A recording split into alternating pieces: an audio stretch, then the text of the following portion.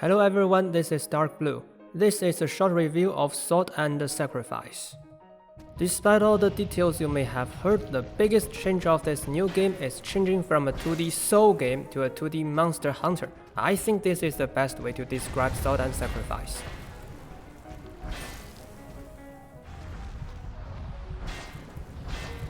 This may be surprising for someone, but not for those who are familiar with SK Studios.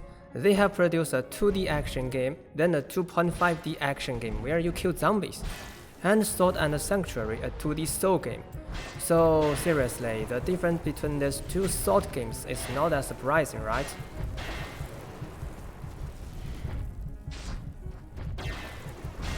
And I think this change from Soul to Monster Hunter is actually neutral, not good or bad.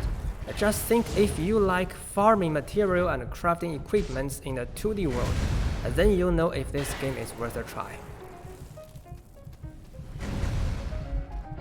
Of course, you can see something disgusting in this game, but maybe it's not as important as the biggest change. For example, I feel these mage bosses all come from Devil May Cry, but just they are demon hunters, I'm the demon.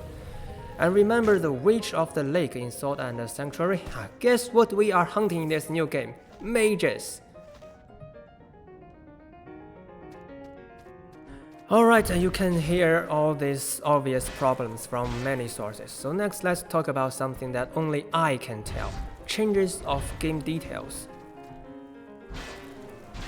So what is unique in Sword and Sanctuary as a Soul game? Enemies aren't that smart. The whole action part of this game is rather simple, or at least easy. We just need to dodge and hit and repeat this pattern throughout the whole game, so it's not hard for experienced players to beat a boss without getting hit. Now that the action part is so simple, we naturally turn to the numerical part to look for more fun.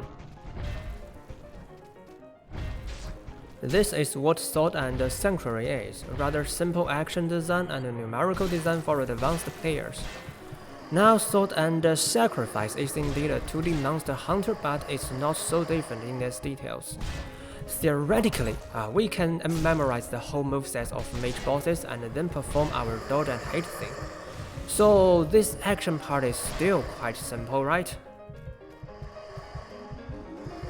And by the way, the stunning strategy is almost for heavy weapons only in Sword and Sanctuary, but now it's extended to every weapon type with the help of sprint attack. Then let's see how the numerical part has changed. In Sword and Sanctuary, we first have general buff, such as Enchanting or Golden One. This is designed to extend the depth of the numerical part. Then we have different damage types to cover, but we can handle elemental types with Enchanting, so we need to worry about only slash or strike when choosing weapons. So this design can extend the breadth, but not that much. And finally, we want to choose the best DPS dealer for each damage type. This DPS rank is yet another depth-oriented design.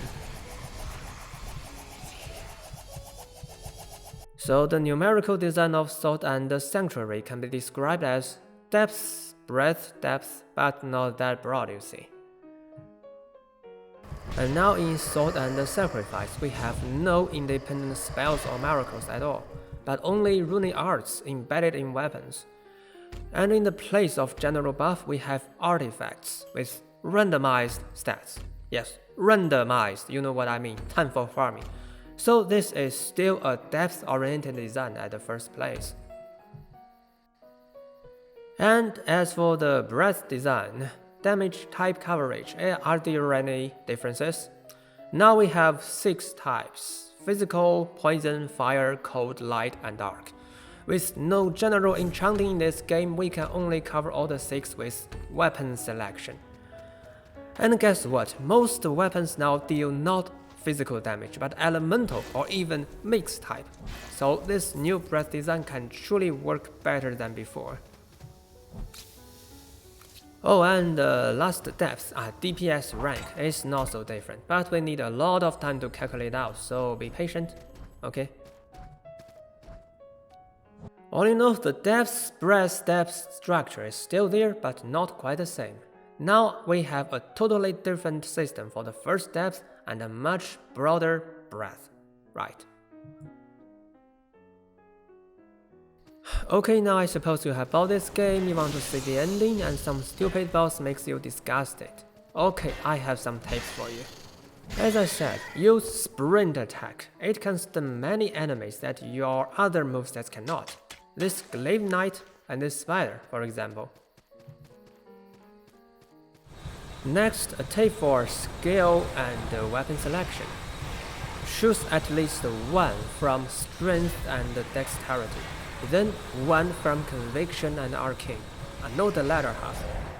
As almost every weapon has runic arts that require divine or forbidden glaive skill, and half of the weapons have conviction or arcane scaling, you need conviction or arcane stat. And on the other hand, if you are keen to a certain weapon type, you may find it hard to acquire new weapons. After all, not every mage can provide a new two-hander, right?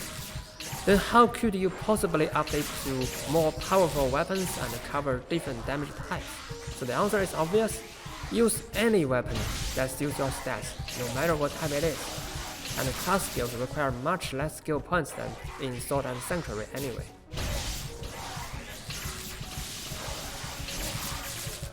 Oh, and one more thing. Use ranged weapons. They are not just decorations, okay?